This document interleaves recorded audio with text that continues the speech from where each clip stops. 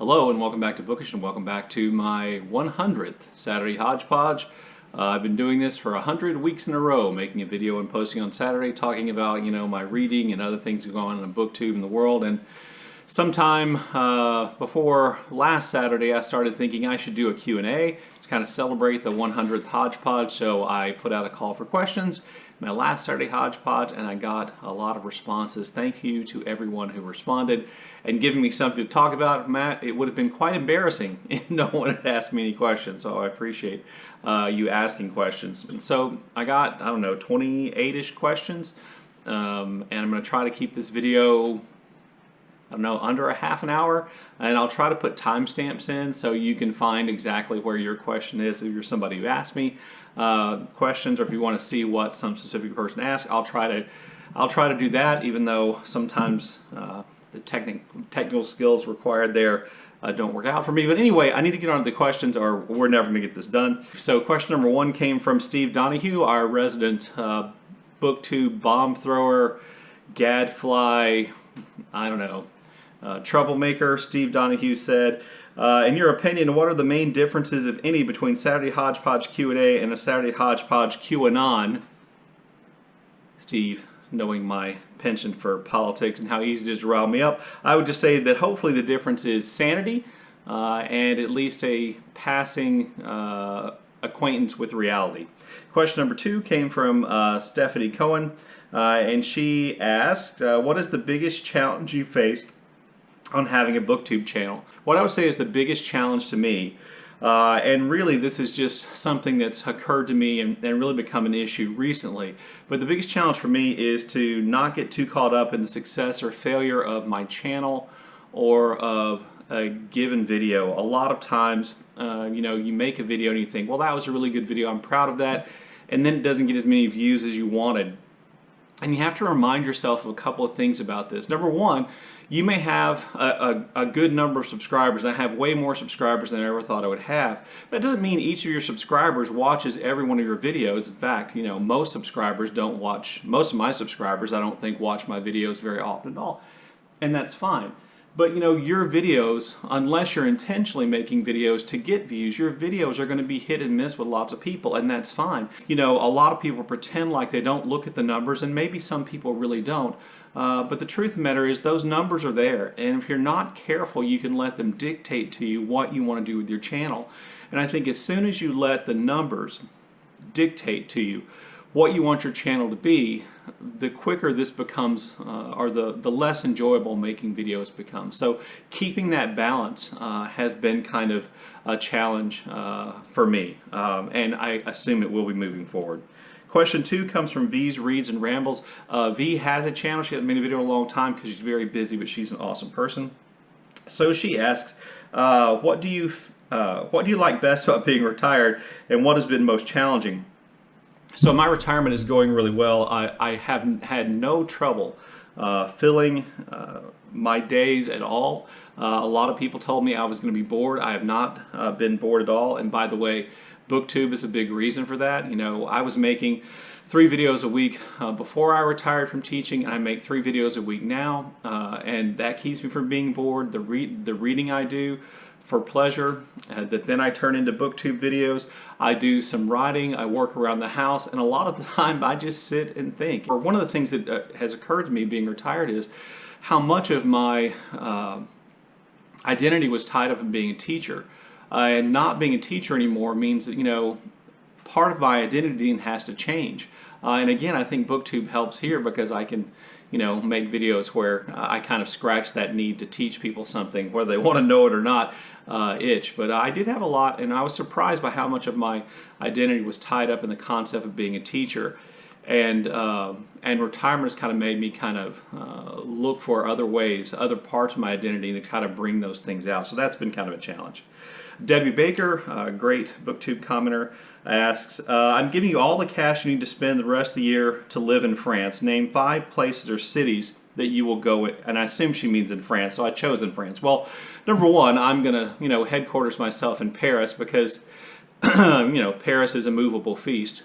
Hemingway. Anyway, so, but Paris, because I don't think you could ever exhaust Paris as a place to go and see and do things, at least not, you know, in the remainder of this year. I also want to go to Mont Saint-Michel, the kind of the island with the church at the top of it, where the tide kind of cuts it off. I'd really love to go see that. I want to go to Cannes, or however you say that, which is near the Normandy coast, so I can visit the World War II sites in Normandy. I want to go to Amiens for its proximity to World War I battlefields, which I also want to tour, and then kind of the walled medievalish city of Carcassonne, or Carcassonne, I'm not sure which one, in kind of south central France. I'd want to go there. There are lots of other places I want to go, but those would be, I think, my top 5. Shelly Swearingen, new channel, really great, enthusiastic booktuber. She asked, what piqued your interest in fly fishing? So I love fishing. Fishing is one of the things I do. It's going to come up again in this video. I love to go fishing. You know, I started off by, you know, a worm on a hook with a red and white plastic bobber on it, bobbing on top of the water to indicate when you had a fish. I moved on to you know, bass fishing, which is a lot more active and trying to match, you know, the bite with the lures you have, and there's a little bit more thought involved and a little more activity. And fly fishing is just something that seems like the next evolution of that. You know, I think like a lot of white guys my age, I saw the movie A River Runs Through It, and the fly fishing in that looked really engaging and interesting, and, you know, just the right amount of complex and peaceful, and, you know, I want to be able to do that. So on top of that, fly fishing, particularly with a dry fly which floats on top of the water, would kind of satisfy a lot of things that are really fun about fishing. This is just really nerding out about fishing now, but in fishing it's way more fun to catch a fish on something floating on top of the water than it is on a lure that's submerged. There's a splash, there's, you know, an activity, and then plus fly fishing, generally you use a lot lighter line than you do in bass fishing, and the fly rod is a lot more flexible, meaning that there's a lot more of the challenge in landing the fish as well. So all those things, a lot of nerdy things about fishing. Sorry. James Holder has a great booktube channel. You should go check him out. He asked, how do I organize my books? So my books, when they are organized alphabetical by author and subject. So I have poetry on the top up here. Actually, I have kind of ancient classics, then I have poetry, and then fiction all the way down to the shelf almost on the bottom.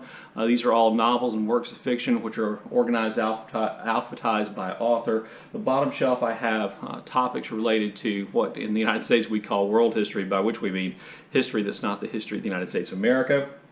Those are organized by time period and subject.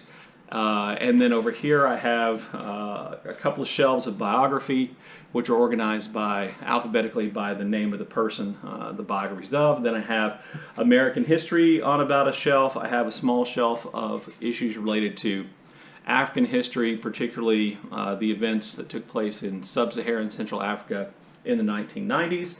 I have a shelf of short stories, I have detective fiction, and generally speaking, I organize by alphabetizing by author or by subject.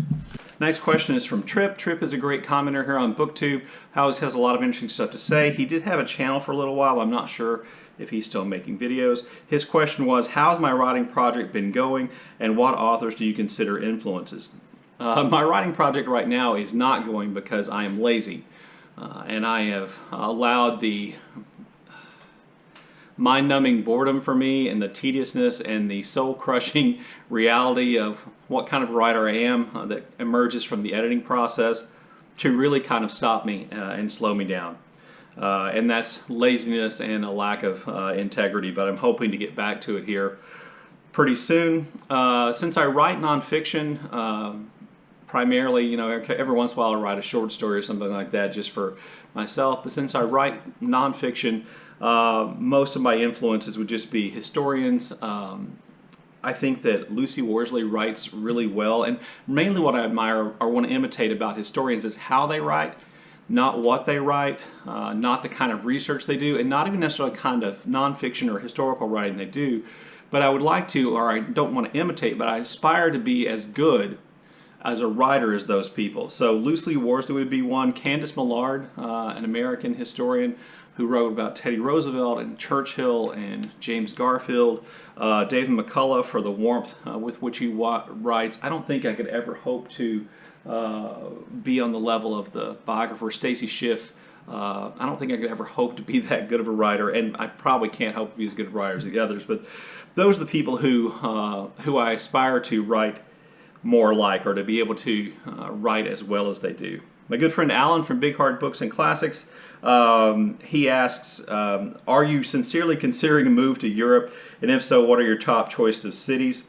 So moving to Europe has been a dream of mine really since before I graduated from high school. My wife and I have looked at getting teaching jobs, teaching in American schools in foreign countries. But let's get on to the best part of the question. My top choices for cities in no order of preference would be Edinburgh in Scotland, Inverness in Scotland, London, depending on the politics there. I wouldn't want to live there right now. Their politics aren't any better than ours. I'd like to live in Luxembourg, Copenhagen, so I could be close, be a part of the Scandinavian countries and reach them easily. Salzburg in Austria, and then Kilkenny probably in Ireland. Not necessarily, well, I really liked Kilkenny when I was there, but also I just liked the place it was located. So there you go. There are my top choices for places to live in Europe. Sandy over at MsReads A asked this question: if you could travel anywhere in the world, where would you go and why? Kind of similar to Alan's questions, but to specifically, if I could only travel one place, my wife and I are planning to travel here, I would go to Scotland. And my reason for going to Scotland would just be all the touristy stuff. When I travel, I don't pretend I'm not a tourist. You know, I try to be, and I am, a respectful visitor to people's countries.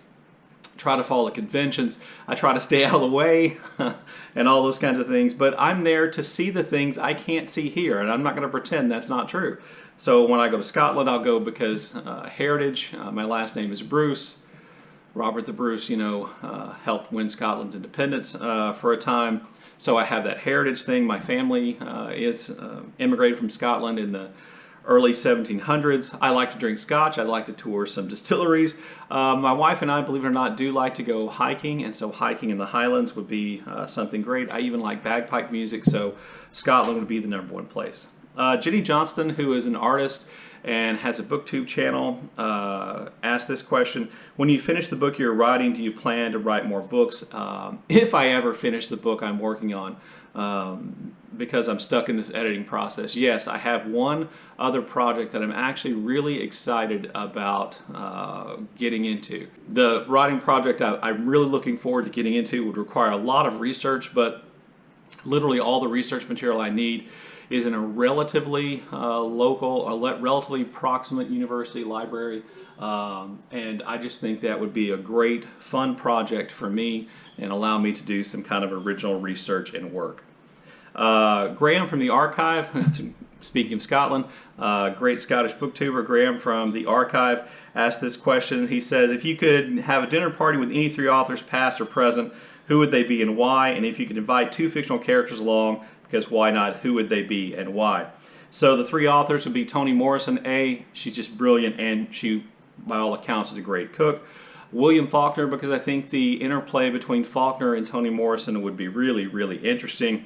William Trevor for some of that Irish storytelling, and then my 2 fictional characters would be Emma from Jane Austen's Emma, and then Patrice Parenteau, or Pixie Parenteau from Louise Erdrich's The Night Watchman.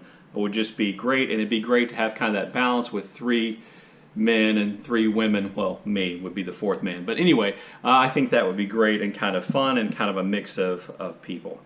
Pretty Brown Eye Reader, who has a great channel, asked this question: will we ever do a short story project again? The answer is that I would really like to. I'd like to do another year-long short story project where I read 1 short story a month and make a video and talk about that. When I made the American short story series that I did in 2020, I thought, well, I could do an international one.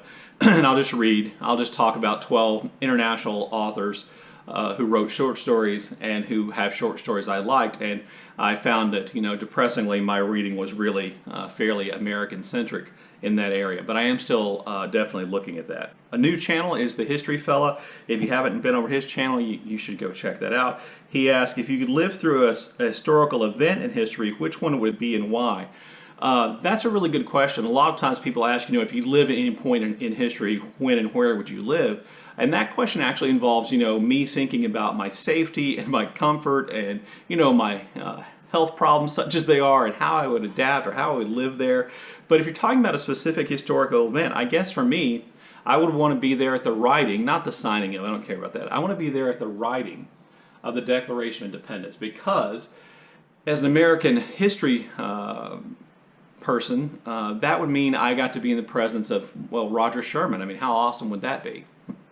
But, that would have, if I were there when they wrote the Declaration of Independence, I would get to hang out with Thomas Jefferson, John Adams, Benjamin Franklin, and Roger Sherman, and be there at the moment where they're debating and discussing, and I assume giving one another crap about their ideas. I think that would be the moment, the event that I would want to be present for. Thank you for that question. Aaron Facer, another relatively new booktuber with a great channel who does a lot of poetry. By the way, the history fella, if you couldn't tell from his name, does a lot of history. He did a great video with the world with propaganda posters. Anyway, Aaron Facer asked this question. Imagine your cover has been blown and you have to leave home with little preparation. What 5 books would you take with you? This is kind of funny because I don't really let anybody in my real life, other outside of my immediate family, know that I have a BookTube channel. So I do kind of have a cover. I just don't want to have to think about what my family thinks about what I say. The good news is my wife, my kids, they don't watch my videos anyway. My sister found my channel, and that's been really kind of fun, and she comments every once in a while, which is great. So the 5 books I would take. 1, my hardback copy of Love in the Time of Cholera, not because I love the book, but because my wife gave it to me when we were still dating in college, and there's an inscription in it, and it means something to me because of that. I would take my first edition, 1923 first edition of Through the Wheat by Thomas Boyd. My parents got that for me because I did a lot of researching and writing about Thomas Boyd. Then I would take a copy of my own book, which is a biography of Thomas Boyd because, ego. Then I would take my copy of the Upanishads, which I've talked about several times here. It's really just a Penguin classic, really slim volume with selections from the Upanishads in it. But I go to that book and read passages from that book all the time. It's really important to me. And then I would probably also try to find the copy of a children's board book called The Nobby Boys, which was my favorite children's book when I was a kid, even though it's massively problematic today. My mom gave it to me so that I could read it when my son was born, so I could share that with him. Those would be the 5 books I would take. Jen from Remembered Reads. Jen is rumored to be, and in my opinion, if not the smartest person on BookTube, at least in the top 5. Her question would be, how often do you have to mow that lawn, and how long does it take? I don't mow my own grass anymore. As a retirement present, my wife hired somebody to mow our grass, so I don't have to mow the grass anymore, and I haven't mowed the yard for about 1.5 years now, or 1 year and a few months. Because this was my retirement present from my wife. But when I did mow the yard, it took me about an hour to mow the grass, about 30 minutes to do the weed eating and edging around the sidewalks, and then 10 or 15 minutes to sweep the sidewalks using an electric leaf blower.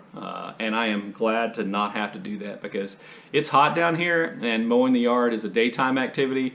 And we've been waking up recently to temperatures nearly 90, at 6 or 7 o'clock in the morning. There's no good time to mow the yard. Roz from Scallydandling about the books, the lovely and wonderful Roz, asked this question. What books stimulate the most nostalgia in you and why? This is a great question, but I think these are questions that have pretty predictable answers. From childhood, The Chronicles of Narnia, I read those books over and over again as a kid. From high school, definitely Lord of the Rings. I think I mentioned before on here that I used to just read the Lord of the Rings, get to the end of Return of the King, and then immediately go back and start the Fellowship of the Ring. And I would do that. I did that, probably once or twice. I read through them like that at least once a year from about the 8th grade to about, the 11th grade when I was a junior in high school when, social life started keeping me away from reading Lord of the Rings.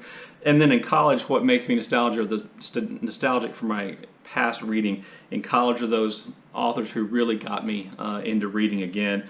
and I've mentioned that's Hemingway, Gabriel Garcia Marquez, and William Faulkner, all of whom were introduced to me, and really kind of one of my best friends in college really encouraged me to read those books.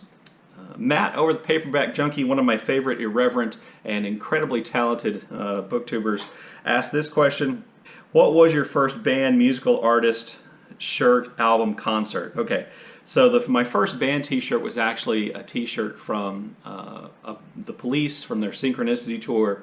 And my sister, when she was in college, she's older than me, got me a t-shirt and had the 3 different colored stripes on it. And it said the Police, and it had the tour dates on the back. It was a weird kind of blue color, but I was really proud of it because it was the first concert t-shirt I ever had, even though I didn't actually go to that concert.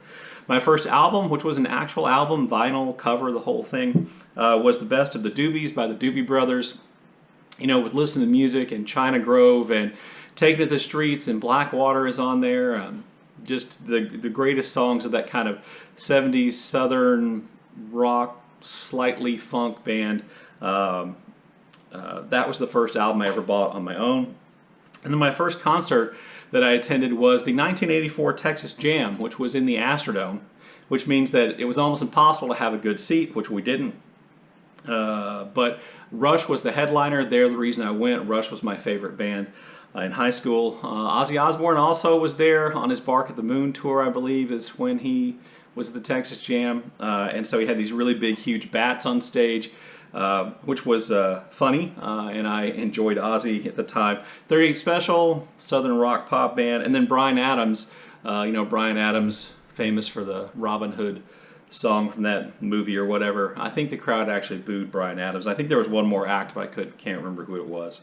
Courtney Ferriter, also in competition for one of the smartest people on BookTube. By the way, you're all smart and brilliant. Sorry. Courtney Ferriter asks, what are the best and worst BookTube made me read it books that you've read so far? I've been really lucky in that the people I follow on BookTube, like Courtney and others, are pretty brilliant, and I've been able to kind of find people whose tastes are similar to mine, or whose tastes I find interesting in books. And so I get a lot of great recommendations. Just here recently, I would say Newpoming, Milkman by Anna Burns, Lost Children Archive. I just finished At Night All Blood is Black, and I'm forgetting a lot, but way more great reading experiences because of BookTube than not. But my one negative, I think, would be a book called The Hiding Game, which I buddy read with Britta Bowler around this time last year. I think it was in September. And Britta gave me, the way we do this is it's oftentimes Britta gives me a list of books. When I buddy with her, she gives me a list of books and I pick one. I picked this, so it's completely my fault. And the book wasn't bad. It was just disappointing in the sense that it seemed like it could have been much better than it was. My good friend Jack, the Rambling Raconteur, who reads really broadly, asked me this question: what's your favorite song from the Pixies? In the video where I announced the Q&A, one of my musical selections, I referenced the Pixies there. So my favorite songs from the Pixies are in this order: Caribou, Wave of Mutilation, There Goes Your Man, and Where Is My Mind. Those are my 4 favorite Pixie songs. Thank you, Jack.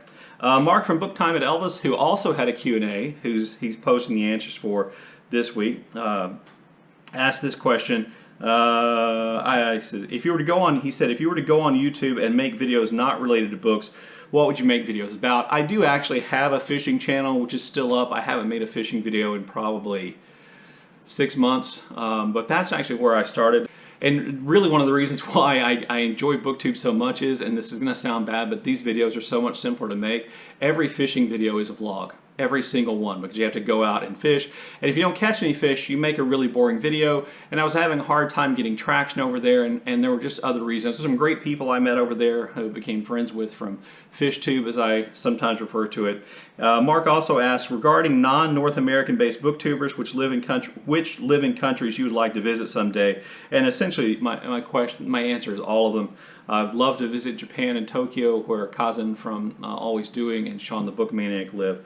Love to go back to England, visit London, where I believe Mark lives near London. Roz lives down around Brighton. Love to go there, and really all over England. Celia lives in Norway, and I definitely want to visit Norway one day. Graham from the archive lives in Scotland. I definitely want to go there. I want to go to Germany, where Britta Bowler lives. I want to go to Australia, where Jacqueline from 6 Minutes from Me lives. And I want to go to the Czech Republic, Mark, where you live. So many places, and I essentially want to go everywhere. Jane Allen left this question. She says, I'm intrigued that you're so young to be retired. Is it normal to retire at such a young age? And she says, I can ignore the question. This is like the least intrusive question I can imagine, I think. So the reason I was able to retire when I was 52, or not quite 52 to be honest with you, but the reason I was able to retire, no, I was 52, when I was 52, is because the way Texas teacher retirement works. So essentially, I was a public school teacher in the state of Texas. And in Texas, to qualify for full retirement benefits, your age and your years of experience have to equal 80. So if you add your age and your years of experience together, those numbers have to equal the number 80. Well, I started teaching when I was 22. As a matter of fact, I had only been 22 for about 6 days when I started teaching, and I taught for 31 years. So, you know, if you just do the math, that means, you know, I was scheduled to be able to retire. Actually, I could have retired at the age of 50 and a half, I believe, and gotten full benefit. So that's taken place.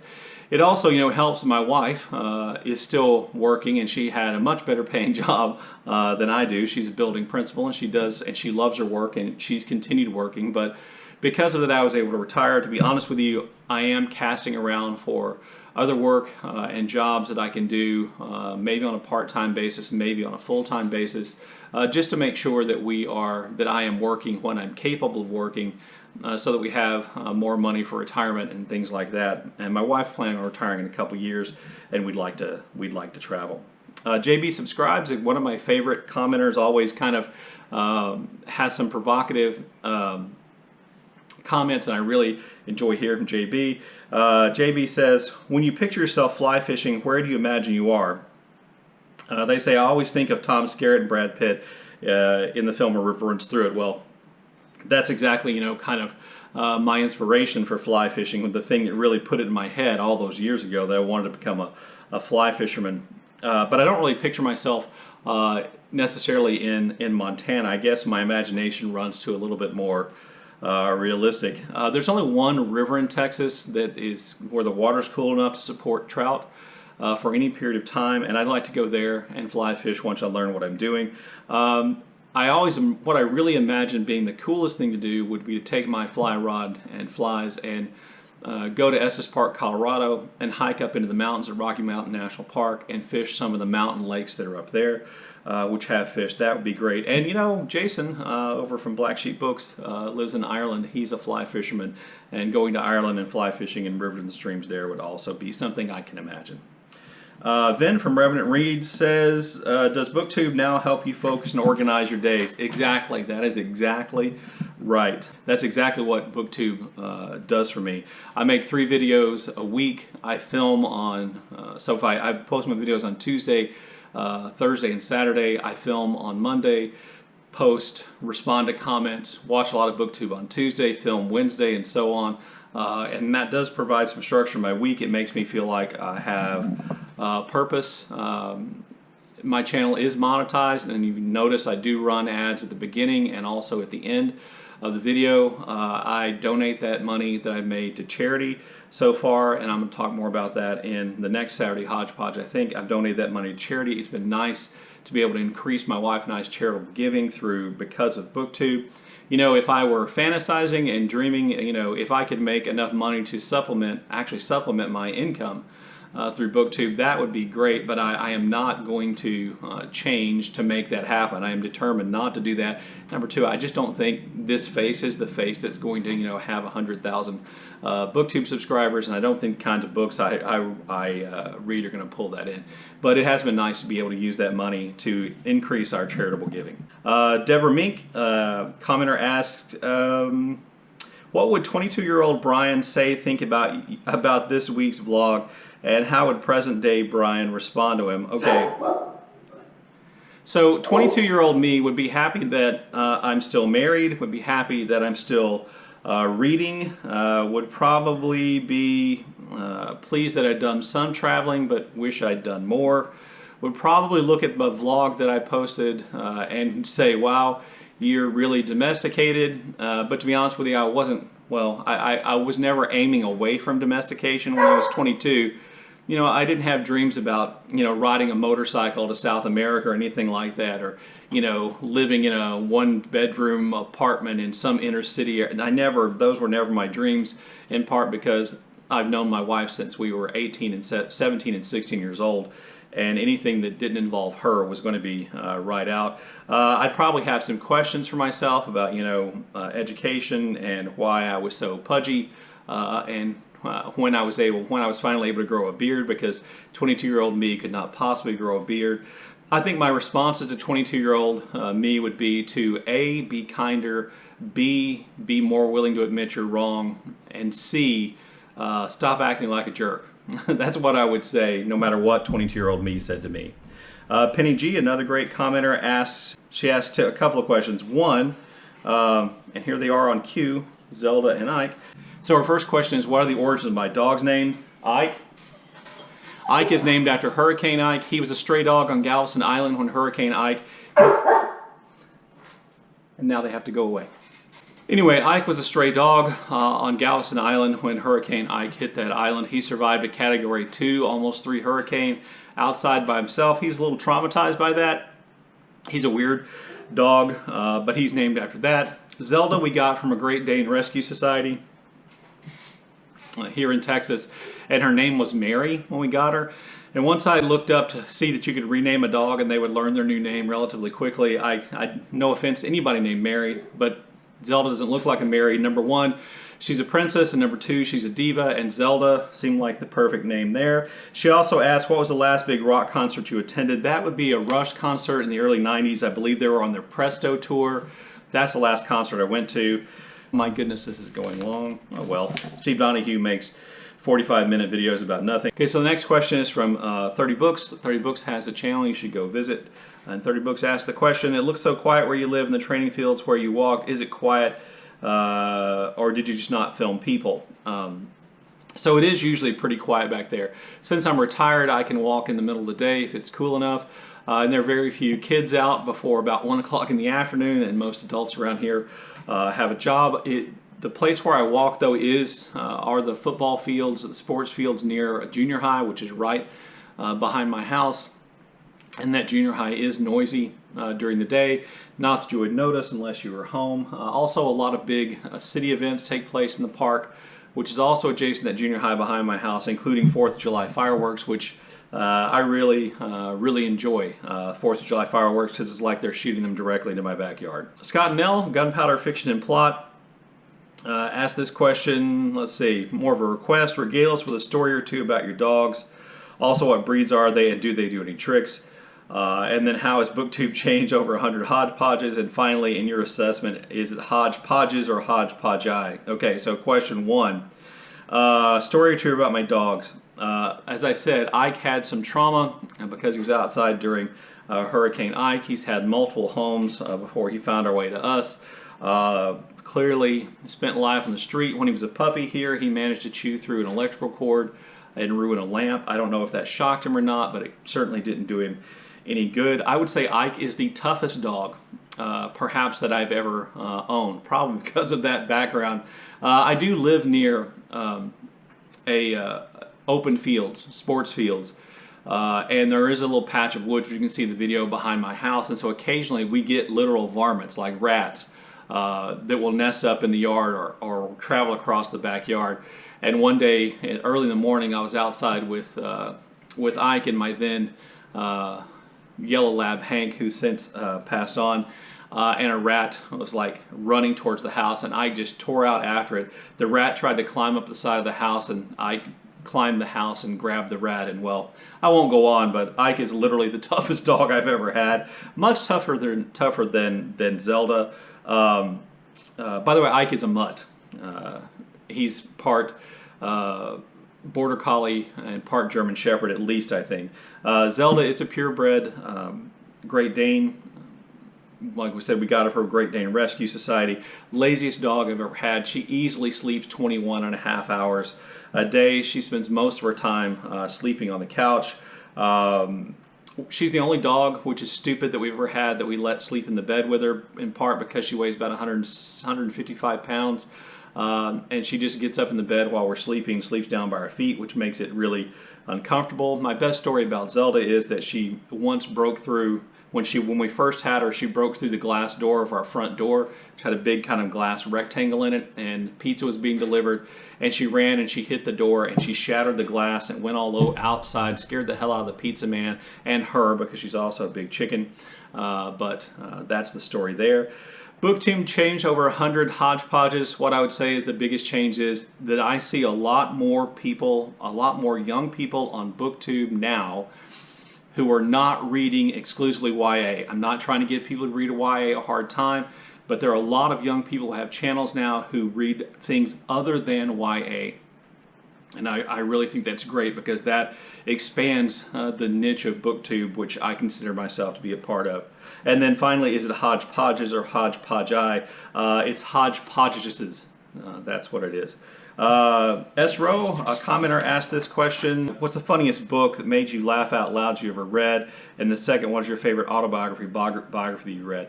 The book that made me laugh out loud the most often was Confederacy of Dunces by John Kennedy Toole, which is funny if somewhat problematic in today's world. Also, the Douglas Adams Hitchhiker's Guide to the Galaxy books also made me laugh. My favorite biography is a biography of Max Perkins called Max Perkins, Editor of Genius by A. Scott Berg. Max Perkins, really famous, but really kind of interesting editor, and he edited a lot of the big American authors of the 1920s and 30s. Francine, hey Francine, asked this question: is there something you wish to do or accomplish that would surprise people you know well? I always wanted to be on a game show, a trivia game show like Jeopardy or Who Wants to Be a Millionaire. I actually made it to like the second stage of Who Wants to Be a Millionaire and then missed out on getting to stage 3 by one question. And then also I did have this dream of at least trying out for American Idol. They came to the Houston area once, and I was going to do that. I don't think anybody knows that. kmwwrench asks this question. They ask, am I liking the Olympics so far? And what do I think about the commentators? So I'm enjoying the Olympics coverage so far, even though I thought that the coverage of the Simone Biles issue was handled really poorly in the beginning. If it improved later. As far as the announcers, yes, I wish they would shut up. The problem with the Olympics is that they bring in color analysts, or in my opinion, they bring in color analysts who are experts in that sport, but they're not experts at being people who talk about sports on TV, and they just talk way too much. And so kmwwrench, you are exactly right. They could just shut up. And they also have this great attitude, great idea that rather than having so many advertisements, that some big companies should just buy a whole hour's worth of time and then run advertising crawls or do that kind of thing where they call it playing through, where an advertisement runs over here where you can still see the event taking place over there. I think that would be just great. But I agree that commentary is, for the most part, terrible. And then the last question I had came from Paperbird. Paperbird, easily one of the most creative creators of videos here on BookTube. And Paperbird asked, my favorite Bookish places in Houston. So the first one no longer exists. It was a Borders Books, which was in an old theater on Alabama Street in Houston, and it had a balcony, and it was just open and airy and great, and had some of the original kind of, I don't know what style of art that was, they left up from the theater still up, and it was just a great bookstore, no longer in existence. My favorite half-price bookstore in the Houston area also is in some kind of old theater. It has a big kind of curving staircase and a balcony area. That's my favorite half-price bookstore in the Houston area. I really like the University of Houston main campus library. It was built in 2 phases, and the older part has the ricketiest, scariest elevators I've ever been in, which is not my favorite part. But it also has some of the quietest places, even by library standards, I've ever been. And they had these study carrels, which were not just like, the desk with the little fence around it. They were literally like rooms that you could lock and unlock. and go in, and there's like, it looked almost like a confessional in a Catholic church. And I like going up there and finding the open one of those and hanging out and studying in those studying carols and doing research there. Locally, there is a used bookstore here in the little town where I live, which is just cram-packed with books, and it's really eclectic. And I don't usually find anything I like there, but I do like going around there because it's one of those places where there's so many books. It feels like they are crowding in on you a little bit, and you're like in a tunnel of books. And then there's another local bookstore in a town just over from here, which has a lot of books about Texas and Texas history, and then just random stuff. It's more carefully curated, and I think one of the reasons I like it is that it's only open 1 or 2 days a week, and that schedule changes all the time, so sometimes you go over there and it's just not open. Sometimes the owner just shuts it down after lunch if he's had enough of the day. I enjoyed that just because of the idea of it, I think, as much as for the books. Anyway, there you go. There are the answers to the Q&A for my 100th hodgepodges that I've done. Thank you to everybody who asked questions. I look forward to your comments in the comment section below, and as always, thank you for watching.